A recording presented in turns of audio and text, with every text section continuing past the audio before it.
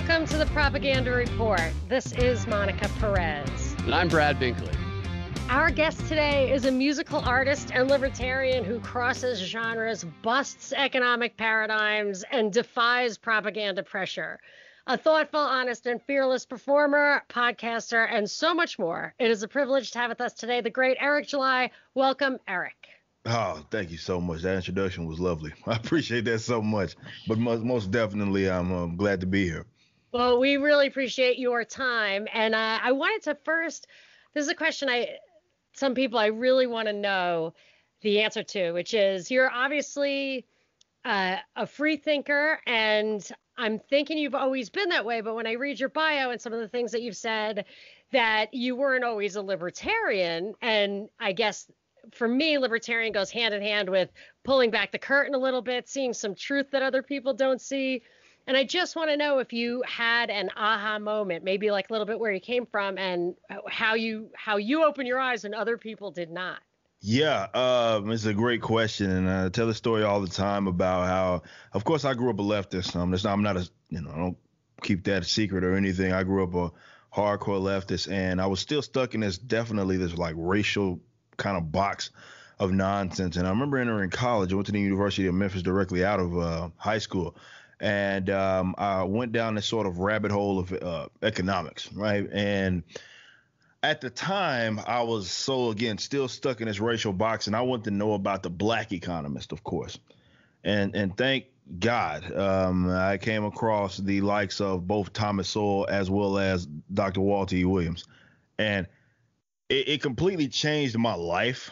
It's one of those things where, you read something such as the first page of really basic economics by Thomas Sowell, and talking about how the first law of economics is scarcity and the first law of politics is to completely ignore that.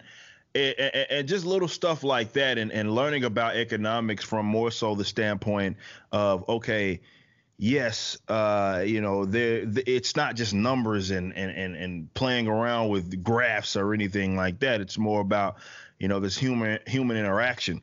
And obviously that sent me down the rabbit hole of the Chicago school and then going to Austrian. And once I hit Rothbard, there was no turning around from that. You went the full Rothbard. Yeah, I went full Rothbard. It was never there was really not that long of a grace period at all of me discovering that stuff. Because when I say I went down a rabbit hole, I was like obsessed with this stuff and wanting to know more about how the world worked from an economic standpoint.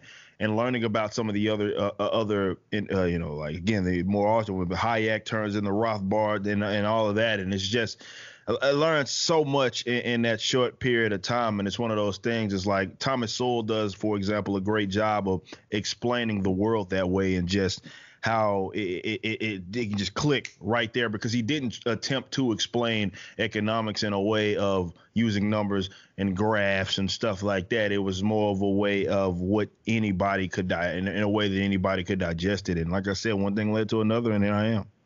Well, let me ask you, I wasn't thinking this way, but when you mention it, I think, who was it who first came up with it? I forget. But this idea that the economics means of value creation is about actually creating value, and the political means is by appropriating the value that other people create. And I feel like there is nothing more empowering than the message that the fundamental, like page 1 economics, where the pie can get bigger if you add to it. You can make your slice of the pie as big or as small as you want. If you're not into materialism, you don't have to do it. See, that's the thing that drives me crazy about the socialist communist thing, is that actually the problem is you're not allowed to not contribute materially. You don't get to value your leisure the way you want to value it. It's not necessarily about greed. It's about power. And that is so contrary to the political message we're getting. And I feel like if there is a lever that is important in the racial politics, and I don't mean like real racial politics, I mean exploiting race for politics. Right. It's a fundamental disempowerment. So people cannot really understand that message and keep the political structure in place the way it is. Absolutely. And that's, I think, why they are so, hell bent. And I talk about this a lot. about how when you look at the educational elites and how they are the most protective guys of like the institutions that exist as they do right now. And I often call them like the propaganda wing of more so the state. It's because once that information gets out and once the other people do have that aha moments, you understand how everything, and that's I guess the harsh reality of it is that you learn that everything that you had been sort of taught that you thought was true was everything but that. But you were told that because, like I said, the institutions as they existed, and that sort of structure needed to be that way in order for their particular like political power to continue to be as such. So it does not benefit them to actually educate people, like though we call it education, it's not necessarily what it does, but it does benefit them that you actually learn things. But how do so few people bust through that thinking? And I think this way about truth too, just generally, not just libertarian freedom and that truth, but the propaganda stuff, that truth. Amazingly few people can bust through that. And I have to believe, and this is when I want to kind of ask you about some of your entertainment experiences, I have to believe that it's just, or in my experience, when I had a radio show, it was my peers who, out of concern for me, wanted me not to go crazy, and say crazy stuff. And I'm like, but I have proof. I can show you that this is the way it happened. But that was just me being crazy. Like, don't go there. Just don't do that. And how do you, the way it happened to me is that I had a call-in show and I was reporting on the Boston Marathon bombing. And I was really paranoid about being embarrassed when people would, I hated reading the news and everybody, like even the callers knew more than I knew. So I would like over study, over prep. And I looked into it and I was like, oh my gosh, like these details don't add up. And people did pressure me to kind of keep that stuff under my hat, but I just couldn't because I was preparing for that kind of interaction. But I would never have opened my eyes to that if I hadn't been under that kind of public pressure. Whereas I think a lot of people still don't open their eyes. So what made you different? Yeah, I mean, I've always been a stubborn person, believe it or not. Like, I mean, my mother will attest to that for sure. And I was always stubborn in that I did things because I wanted to do things for better and absolutely for the worse more often than not. But that helps, when doing that. But, I was unhappy definitely as a musician to just toe the line because I don't feel like that's what artistry is about. As an entertainer, that's not what it's about. It is about legitimate expression, not just expressing the way that people want you to be. And I got the same exact pushback when I started. I was in an old band. That band still's going on. Their sign called Far From the Gods. And I remember when I started to talk more about my more like the political stuff and the economic stuff, one of the songs is still live called The Capitalist. That's the little name of the song, called The Capitalist. And I remember just seeing how the shift, because when I first joined the band, everybody was so welcoming, right? And when I dropped that song, when the band dropped their song and they actually heard the lyrics, right? The attitude seemed to just completely change with that community out there in Austin, Texas, and them feeling some kind of way. That ended up obviously me leaving and forming the band that I have now. And the whole point of Backwards, our band now, was we knew what we were getting ourselves into. And you knew you were going to get that pushback. And we were like, we have to be as unapologetic as possible from the get-go so they know what to expect and we're not dealing with any kind of nonsense. And, of course, they tried to undercut us. They tried to do several things to try to not have us be successful. And ultimately, there's nothing that they could do but to go on tour with other bands and hear their merch guy or their drummer talking about what it is that we say. And they say, man, yeah, you guys say, and I agree with a lot of that stuff. And it makes me think, but man, I couldn't say it.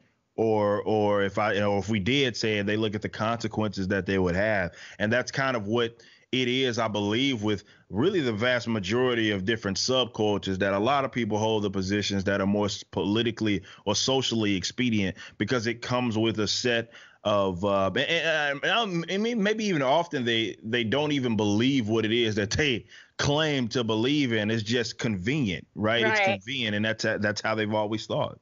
It's easy for them. They say the same things that are acceptable.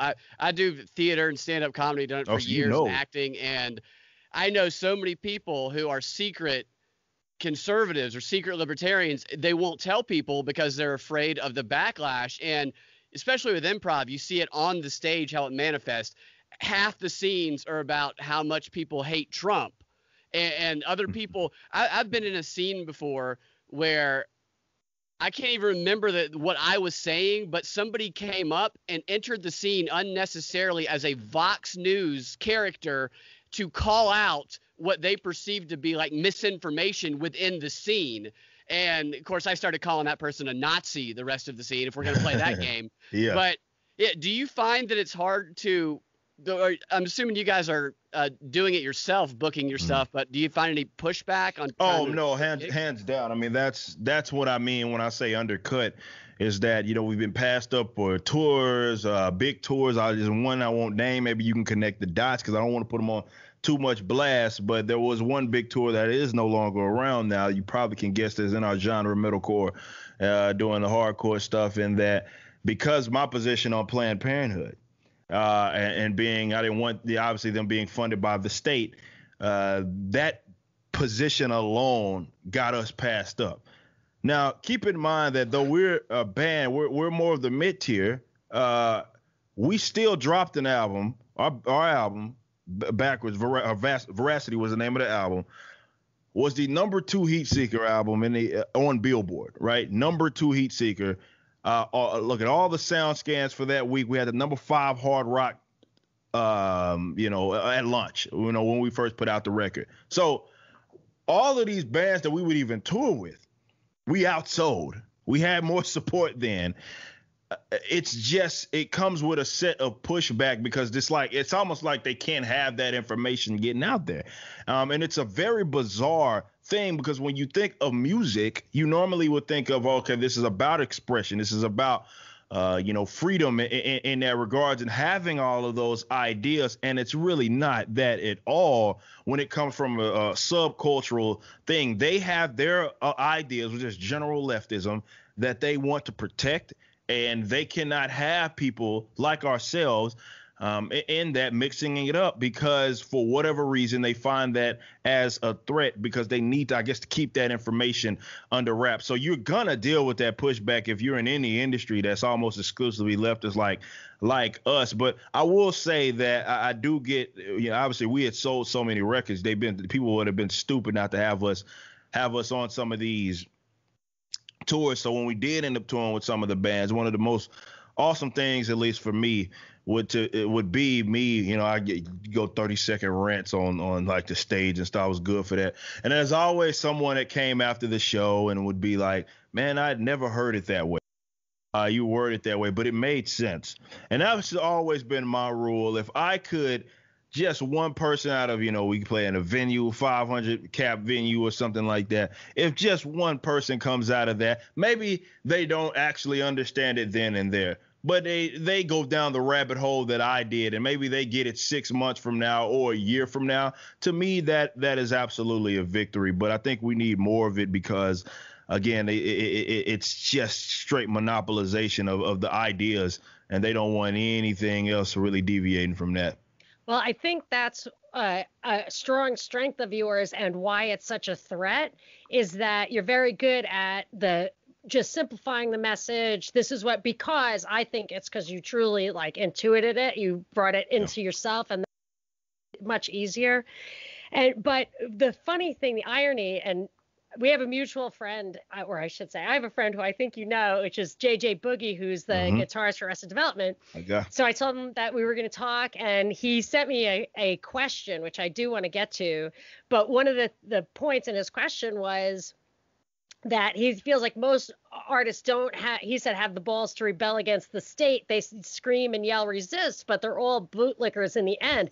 And that's the irony, is that people will come up and act like they're the ones who have the courage. I mean, Binkley and I have talked about this many times. I think, who is the guy who does Curb Your Enthusiasm? He was just Larry David. Yeah, F Trump, and it took a lot of courage to say that. It's it takes no courage to say that. Yeah, there's Stephen Colbert's courage monologue every night. No courage. No courage at all. And that's what frustrates me is that to truly speak truth to power, to truly say something, even that you just believe. They'll tell you, like little kids, it's okay to be different and just, embrace your difference, say what you really think. And if you say like, I'm pro-life, like that's not okay. You can't say that. I was a cigarette smoker. It's like tolerance, like when you guys have no tolerance for things that you don't like. And anyway, so I feel like there's a real hypocrisy, and it belies like a more shallow thinking of the people who parrot it, or that they're just in it for themselves. And I call it the ethical glass ceiling. They won't look beyond the truth that works for what they want. And then you've got this thing where you have the pressure, and then you feel shame and it's the economic cost which disempowers you again. So I think that it is really, it's such it's the worst hypocrisy I've seen out there, is that two-faced, be strong and no, don't be strong. The people I know who are secret libertarians, and I'm serious, like it'll be 3 a.m. when not lately because everything's been closed down, but the club will be closed and they'll kind of look around and be like, hey, come here. And, because they got to talk about their secret libertarianness when everybody else has already left. And it's because they fear they won't be able to get work and they won't be able to book jobs. What you said a moment ago, I've had luck with those one-on-one conversations, people coming up after shows and stuff. That seems to be when the message is most effective, is when they're away from that crowd, that mob mentality. Absolutely. No, I 100% agree to you with that point, because mainly what it is that I look at like what I do, entertainment, no matter what it is, I look at it like it's this sort of communicative barrier or communicative ice is what I always call it. And that I've already broken that because they liked what it was that I did, maybe they liked the music or something like that. It wasn't necessarily political as far as where they got. And, when that's ice is broken, you'd be surprised how much information people would be willing to soak in or look into when they are isolated from a lot of the nonsense. But that's the difficult thing, to try to detach people from that, because, depending on where you're at, whether you're involved in, if you're open about your position, it's going to come with some sort of pushback. And this is why I encourage more people to do it, because it's not going to stop until more people are like, yeah, you ain't got to beat people over the head with it, but you don't apologize for it. If you know it's wrong, let it be wrong, and you don't have to adopt the position of the general crowd. But it's hilarious that for whatever reason, these weirdos, and we deal with this in metal and punk, where you get these sort of folks that have somehow like to think that they're the ones that are part of the resistance groups, or they are the rebellious ones, or they are the revolutionaries, when all of their catchphrases or slogans, their political positions mimic that of the educational, economic, and political elites. It's just complete nonsense that they have somehow pretended as if they are the ones that are the revolutionaries when it comes to this, when all of their positions, again, just mimic that of everyone else that is not only around them, but is co-signed by these gigantic corporate entities and all of that. So it's a weird thing, because a lot of people want to position themselves to make it seem as if they are these, they are for the people, they are for freedom and all of this stuff, when they are for everything. But I think to touch on, I know it's a sensitive subject, people don't like it, and I'm not even going to come out about it politically, but I agree with you in two different ways.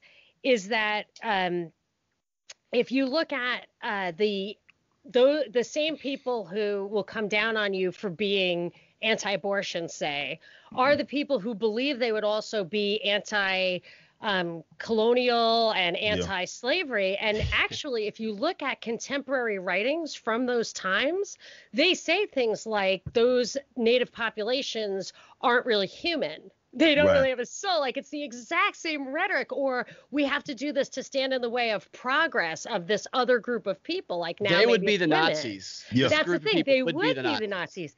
And then on the other side, not to take sides left and right, but I noticed that, like, when Trump came along, or when my experiences was a very conservative radio station where I have the callers, so I was a libertarian talking to conservatives, I would say, look, you guys think that you would be the revolutionaries, but you don't have the courage to not vote for the lesser of two evils. Like, you could just not vote for those people and vote for Ron Paul or vote for you think you would have been a gun-toting, give up my life and fortune revolutionary, and You're telling me that it's too dangerous to vote for Ron Paul. So, people think of themselves so differently from that little bit of courage. And I really think this whole world would be going differently. This whole COVID thing would be going differently if if that balance of courage were just a little bit different, little bit different. But I did want to ask you about that. How is this new world affecting independent artists like you, to make a living, to feed your kids? I would hope this would be if not the biggest wake-up call for artists, for both looking at the state that they worship and also looking into the deals that they have entered in. These are two primary things that I highlight as an independent musician. Is why it's important to, own your own music and all of that. And while also, understanding that the state is not there to help you in any regards. And you could see that, and you think after all of this, people would understand this, but obviously our industry has been hit the hardest, if not the hardest, is one of the hardest, because a lot of us that are in our tier, they are like, their job is to perform, right? They're not making records or making money off of their records. Their job is literally to go perform, sell merchandise on the tour, and that's the only way that they stay afloat. And that has been completely stripped away from so many different artists, and we don't even know what's going to be on the other side of this. Everybody keeps asking for album 2 for Backwards, and we plan to drop it this year, but we can't. It'd be real suicide to sit there and drop a second album without being able to get on the road. So it sucks, and thankfully, I'm in a position because of the millions of other things that I'm involved in, I was always going to be fine. But I can't say the same for a lot of people that, not necessarily my band members, but a lot of people that are in our genre. And it just sucks to see how this happens. And I've always have to create, just to let people know to stop misspeaking, rather, about who's stopping this from happening. People keep blaming the virus per se. And I'm like, it's not the virus. Your state, your government did that. And they are the ones that are making it essentially illegal for us to operate. A lot of venues are not getting on the other side of this. There is no, we can shut down for 7 months and then come back. They're gone. Like they hung it up for good. And it sucks for me to see that time and time again. It's like every week there's a new venue that we had performed at. And I'm saying, like, they post some big post and they're like, man, we're done. Like, thanks for trying. We tried to do like a little restaurant, giving to-go plates and stuff like that to stay afloat, but it's simply not working. So, good luck type of stuff. And when I constantly see that, I would think, if anything, the situation would have people question the government. But the problem is a lot of people don't see it that way. And looking at who is the actual problem, they, for whatever reason, think that the response was necessary. And they don't look at the fact, well, it's the government that is shutting us down and making it illegal for us to essentially do business. It ain't the virus. Yeah, and actually, I would hit it from both sides. One is they don't have the legal authority, even if it were the virus. But the virus itself, it isn't unequivocal science, or that's all you would ever see. But my husband's job is also in the business of live entertainment, and I'm like super worried. I just have no idea where it's coming. I mean, I feel like I have a better grip on understanding like how serious and long term this is, because I feel like there's something else afoot. Like, a lot of the people we know are just waiting to find out when the vaccine is coming, and if people are staying home and wearing masks, and they're going to put an end to this. And I'm thinking, it's not about that. It's about something more fundamental. So I'm hunkering down. I don't see what the other side's going to be like. I'm worried about it. But I wondered if, there is a chance that it would benefit independent artists, middle tier artists, if those really big shows are no longer viable, or if big venues have to seat fewer people, or the smaller venues are the ones, then there could be like kind of an evening of the playing field. That is a possibility, which would be good. But I also worry that if it transitions kind of to where it's less touring that pays and more just have to release the stuff digitally, will that increase the censorship? Because they're now that everything has to go through a digital pipe, even this conversation, even if we were just friends now, that we would have a cocktail party over Zoom, Yeah. So virtual concerts. They've been having virtual concerts. Yeah. It's I think that's the biggest question, is what's going to happen on the other side of this. Like, how much has the industries changed, or is it going to change as the market tries to? It may not be an actual return on what it was. At least I would never look at any situation like that anyway, just because if I would hope these guys are assessing the situation and like, okay, this happened and we were dead to rights. Is there any way that we can do to try to apply some sort of fail safe in the event that something like that happens? And then that goes to what deals are these guys jumping in, merch cuts and all of this sort of stuff. We may see a completely restructuring of the industry, which would be a positive thing. Absolutely. As I was talking about this with the education system, I was like, I would hope that people looked at this situation and it may suck, but you look at now more than ever, people are more ripe to find like alternative forms of education as opposed to the public school system. So I would hope people would utilize this situation. This is why I say that the conservative, on the Blaze, I'm always grilling them about this and how they had an opportunity, or still have an opportunity to attack the public education system as much as they ever have. And instead of actually arguing for it, they are actually trying to get kids put back in those indoctrination camps. And it's like, man, you had an opportunity and you're blowing it right now by playing right into the left's hand in that regard. So I don't know what the music industry is going to do. It's going to do some sort of restructuring, but it's going to be dumb. I hate to be as blunt as this, but a lot of these artists are not smart people, man.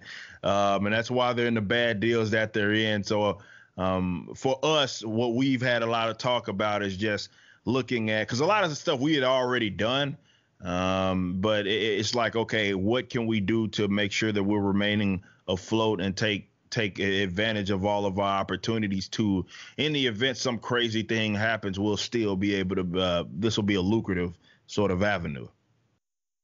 Yeah, I know there's been a lot of comedy shows where it's 80% less. They've cut capacity 80%, which a lot of the venues aren't that big anyway. Right. So that can get down to like 10, 15 people spaced out across the room. Part of doing comedy is that laughter bouncing off the room. Yeah. And I know that they've tried to do outdoor shows, which it hasn't gone, that well, because outdoor shows for comedy it's usually doesn't go that well. It doesn't work. And they're trying a lot of new things, and not much has seemed to be sticking yet. Well, the question JJ Boogie had is, do you have any ideas of how to kind of take the power back on the other side if they continue lockdown or re-lockdown? He asks should people just start doing their own shows, randomly set up and promote somewhere, risking getting arrested? Like how far is it worth going? And that's the golden question. I mean, I would love, and I don't really care about, who even hears this. I talked about this with Tom Woods. Like, at any given moment, if a venue was like, yeah, it may be illegal for us to do this, but we want to put on the show, and we don't care what happens, sign me up. Sign me up. I'd do it. I'd do it here. I wouldn't even hesitate. I'd be like, the band will make it happen, because I think, and I've talked about this with the whole lockdown thing in general, this probably doesn't end until there's like mass forms of civil disobedience, to be completely honest, because they're finding that they can get away with a lot. So as long as they have tricked you into being scared. So I think that's what's I know that the risk of getting arrested and all that sort of stuff sucks, but I think after enough people just say, look, bros, we're going on with our lives. We're not just going to sit here and continue to take losses, continue to not be around people, continue to not drop music, not tour, not perform. we're done with that. And that's just a way to do it. Now, obviously, the digitized thing, that all speaks to people owning their music. And a lot of people don't have that luxury like we have our luxury in being able to own everything that we publishing on down. Like we could put out a record right now and there's nobody calling the shots. You know what I mean? And a lot of bands just don't have that luxury. And even if they don't think it's smart to put it out for their careers, which I can totally understand, that they're forced to put it out because the label's like, we got to get something out and they're going to make the money off of it. You're not going to make anything off of it. So it just depends on where you're at. Like with the rest of the development, those guys are in, I think, a decent enough position to be able to do whatever they want.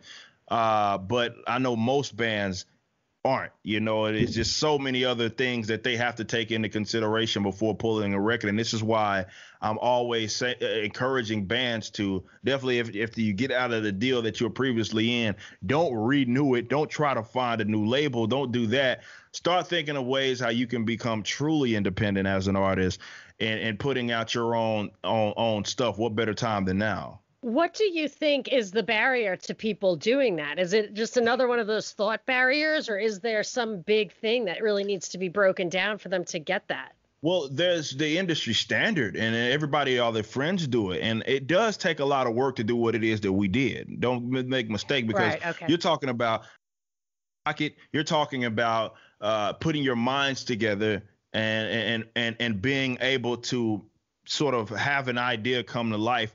All the stuff that the most things, to me at least, labels give you aren't really worth a crap. How it generally works anyway is they give you in advance. Most of that money is going to go to your producer and that's going to produce the album and all of that. That money, you have to make all of that stuff back before you ever see a dime from the actual record anyway. So a lot of that is the label comes with a certain form of security. And if you like the idea of being in front of people, then the whole thing with the label is an enticing thing. If you like the idea, because the label is they're going to try to get you on all the tours. They're going to put you in people's faces and all of that. But to me, that trade-off isn't necessarily worth it anymore, considering that I could upload something right now and have thousands upon thousands of views on it without having to ever funnel this crap through whatever the labels were. That day and time is gone, where you used to have to go through a label to get you had to go through the radio station. Those days are gone. Those days are long gone, and the industry hasn't woke up to it.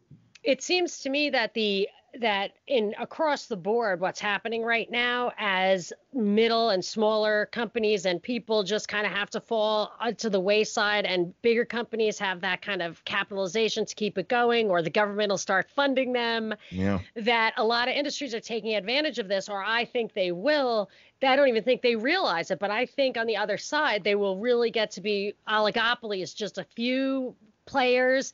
And my guess is, one thing that I noticed about LA, I live in LA now, and the whole place is just emptying out. And Tweep said to me, like, hey, it might be just like what they do with the stock market sometimes. They just bottom it out and then go in and hoover it all up because they can see that coming. They have a longer time frame. They might try to do that with the artists as well. Like, people might start entering into the worst possible deals, and just short time through, that you could come back up. Maybe that's the opportunity when things are rock bottom to actually take it.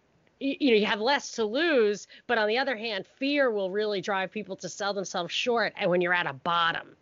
Oh, that's when you're desperate, and that's what they've been banking on before. And it makes a lot more sense for them to do it, especially now, because a lot of these youngsters, definitely the younger artists, they're desperate, for that success. They want to get it. It's enticing to be in front of all of these hundreds of people on the biggest tours, and you're like, oh man, that's gonna be me, or that can be me. And a label can, of course, help you in doing that. And the deals, a lot of the deals make the industry standard deals make no sense whatsoever. When you consider a lot of the power that individuals have right now within the music industry, it makes no sense for people to enter into the deals that they're entering into. None whatsoever. I know Binkley has another entertainment related question, but I just wanted one more political thing, and then I'll pass that off. So I see everything from the COVID to the pedophilia stuff for Q to the race BLM riot stuff. I see all of those things as addressing like real, genuine ills, social ills, psychological ills, or I should say exploiting genuine ills for political purposes without any basis whatsoever in trying to right those ills. Like if they could actually solve any of those problems, left or right, they wouldn't. Like abortion. Like I really don't think they would ever, that the Republicans want Roe versus Wade to be overturned, because then they don't get to say, we bring you $4 trillion deficits, but look, Amy Coney Barrett has a child who has Down syndrome, like I do. But they always use these things as political levers. And I see, for me, like this whole year has just been one massive exploitive psyop after another, I think, to usher in this great reset from the World Economic Forum. I don't know how far down the rabbit hole you go, but do you see things that way? I mean, I know you take a big picture view, and I wonder, do you see anything but just naked politics? Well, that's the sort of the world and we live in. And of course, the elites are a lot smarter than a lot of people give them credit for, because they know that they recognize that people are emotionally tied to some of these ideas, emotionally tied to and even if there's a slither of legitimacy to some of their gripes, it does not benefit them. As we was talking about earlier, it doesn't benefit them to solve the problems. Oh, definitely. I obviously hammer this home with the leftists, and that they want to keep you in this idea of oppression. They want you to because they cease to exist if your issues are solved. More specifically, if you can resolve your own personal issues through your own economic approaches, or even psychological, or you change something about you, and from an individual standpoint, you're able to move your world instead of having someone, Democrat or something, move your world for you. Can't have that. They don't want that, which is why they're always constantly perpetuating this sort of nonsense in which they want to have you stuck where it is that you are, so they can give legitimacy to their own power, right? Like, well, look at me. I'm here to save the day. And if you support me, I will give you this and all of these other things. And if that were to be solved, they would cease to exist as politicians, as leaders, as they call themselves, or whatever it is that they're doing. And they won't stop that, or they can't resolve the problem. They know they can't resolve the problem, but what they can do is gain political and social power, economic power off your own perceived, let's say, oppression or anything like that. They depend on the problem existing for their own existence. Bingo. Yeah, that's totally true. And I would say that they are smart, very smart, smarter than people give them credit. And I do think I start to sense that what you were saying, like people will get sick of the lockdown, take the power back if they push them that far. And I think they are so smart that they're starting to pull back on that right now. I'm a little bit afraid that they're going to switch from lockdowns. So they are building in Canada, for example, isolation facilities so that they can take people out of society instead of just locking down the entire thing. So I'm a little worried that they're just that clever. So I always try to stay one step ahead of it. But I think Binkley's going to bring us to a lighter place, right? Well, I don't know about that. Oh, really? Okay, sorry. I love your setup, by the way. Thank you. Appreciate that. It's great, man. I'm a huge. I like comic book movies, and I'm not a gamer. My friends are gamers. I just get on the headset and talk trash while they're playing. And I see the culture being changed, or attempts to change it, through some comic book films and even the games and stuff. I saw that you made a video about how to fix the Avengers games. I guess yesterday. Do you see this propaganda coming, like the changing of the culture coming through film and television? Oh, man, that's where they get all these youngsters at, man. Like youngsters and folks my age, and because. Definitely with gaming, right? It becomes it seems like every year, right? More billions of dollars are being pumped into this industry because more and more people are into it that were never into it before.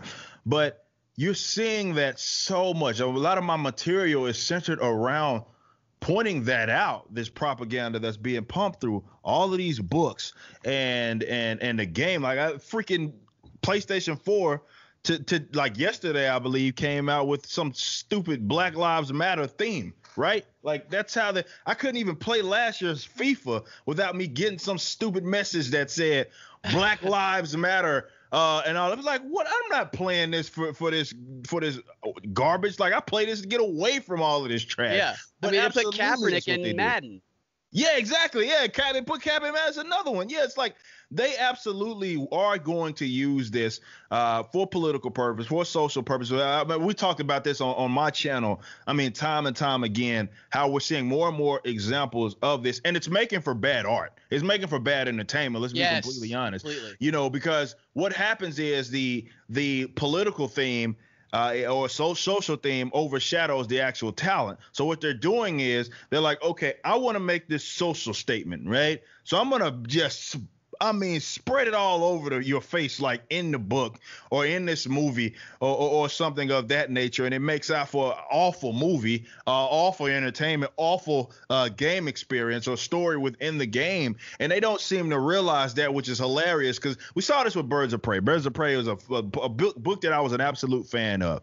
These fools go on the campaign trail talking about how this is supposed to be a feminist film is what they said that it was, and all of this stuff that obviously your core comic book audience probably isn't even that nonetheless. But they went around lecturing like this whole idea, like Ewan McGregor, he was obviously had a big role in it, and he was going around saying that's what it was. It was about trying to lecture men about this. It's like, I don't think people actually want to watch that. That garbage. I don't think that's what they're interested in. Obviously, the movie ended up flopping because of that. But they're spending millions of money, and what sucks is that when they do fail, because people are like, I don't want this. I don't want to consume this form of media.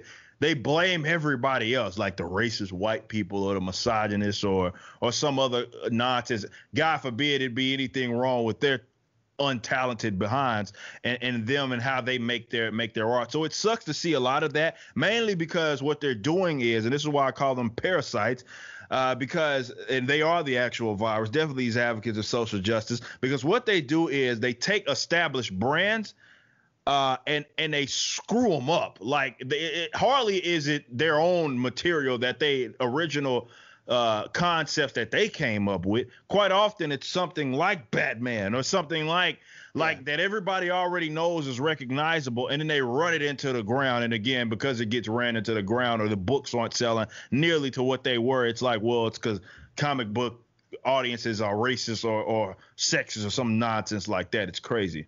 I've noticed that they'll build up a great HBO show, whatever, you watch it for the first year or two, you get completely sucked in, and then it totally jumps the shark with a bunch of garbage, and you want to just like break the addiction, but you've been so sucked in that it takes you like a whole season to get over it. And I always wondered, what was it, is that they knew it was dying anyway and they decided to just like fire all their guns at once? But I don't think so. I think they build it up and make it good to suck you in and plant that stuff in your brain. It's like attaching a message to a celebrity that everybody likes. Is a comic book or a character that everybody already likes, and you know you're going to have that built-in audience, and so you can get them there, and then you can start feeding in the propaganda. I mean, some of these comic book stories, they just completely change. They just have the title. It's like a Watchmen. Yeah. The show Watchmen. Oh my God. They just changed it completely. Yeah, it's not even Watchmen. It's not. It's I don't know what in the world that is. I've talked about all of these comic book characters that appears like they are only there in name. It's not even them. It's not even them, because they're so hell bent on the I guess this is what it is laziness, but they're so hell bent on putting out whatever narrative it is that they want to put out there that they are willing to destroy established brand. But that's the only way that it'll get off the ground in the first place. They know that they can't start their own stuff that's completely original that nobody ever heard of and then start putting that garbage out there. No, they have to have something that you recognize or you already enjoy and then run that into the ground, because you would obviously, I'm a fan of Batman, I'm a fan of this character, therefore I'm gonna go pick this up. And you're like, wait a minute, what do you mean Batman simping for like Catwoman or something? Like, what is this? Like, that's what it's getting to. This isn't Batman, but that's what happens. Yeah. Is this an opportunity for independent producers, or can they do this because they have distribution sewn up so well? I mean, how do they get away with it? How come it doesn't topple? It's absolutely an opportunity, and you're seeing this with comic books. You see it with groups like Comics Gators and so forth that are like on Indiegogo, having completely independent. And I mean, like Ethan Van Sciver is a good friend of mine, formerly wrote for DC. He wrote a lot of Green Lantern stuff. I also wrote for Marvel. Did some X-Men stuff back in the day. And one of his Cyberfrog is the name of his book. He's made $1 million off of that book. And I think he's on one of his second installments. And I think like the first day he announced the campaign, it's like 300,000. Like, these writers aren't making anywhere near that in the actual industry writing for DC or writing for Marvel. So they don't understand that they are incentivizing alternatives to come up. Oh, yes. And how much less do you have to sell when you produce it yourself? So for a viable hyper commercial product, it needs to knock the cover off. It's got to have 2 commas in it right off the bat. But if you do it yourself, it could be just a fraction, because that I've seen that happen before. And maybe people just need to open their eyes to that, because it's worth your time if you don't need to be that huge just to make a living. Oh, no, there's so much opportunity out there, and the big guys don't even, I think they're cocky enough to not understand that. I think that's why a lot of those comics pros, for the most part, hate people like EVS or all these other independent artists, because they're selling more, like they're selling more books than them, but more importantly, probably they're making more money than them. It's more lucrative for them to write the book and do the artwork for that particular book, just because of the economic setup of them distributing it for the most part independently through themselves, and obviously not having to go through, getting just paid for the service by way of DC or Marvel. It's creating a lot of opportunities for people, and that's what I'm actually going to be entering in that field soon, and write my own book for that exact reason, because it's lucrative, man. It's lucrative. Well, it could bust the model, which would be great. Absolutely. And even if they counterpunch with like censorship and how they're really may have a completely controlled internet distribution,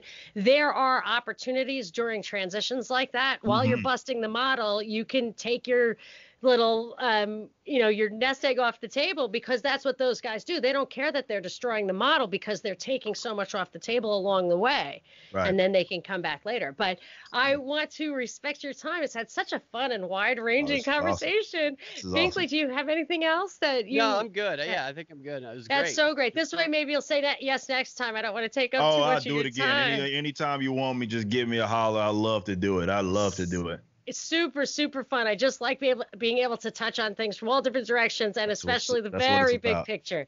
That's what it's about. Thank you so much. And hopefully we'll see you soon. Absolutely. Hey, Eric, since we're going to put this through our audio, what is the best way for people to find kind of all your material? Oh, they go to the website, ericdjuly.com. ericdjuly.com has everything, all the tabs, linked to something that it is that I do. So all the millions of things, they just go there as a one-stop shop. They can get everything there. That's all I needed. Batman, your favorite character? Yes, he actually is. Yeah, he's my favorite. That's my favorite comic book character. As an adult, when I was a kid, it was Flash. Flash. But as an adult, for sure, Batman. Is Trump Batman? It's Trump Batman. Billionaire by day, superhero by night. Hey, that's maybe. I never really thought of it like that. You may be onto something there. Well, we'll talk about that next time. Yeah, let's do that. Thanks, guys. All right, thank you. Peace out. See y'all later.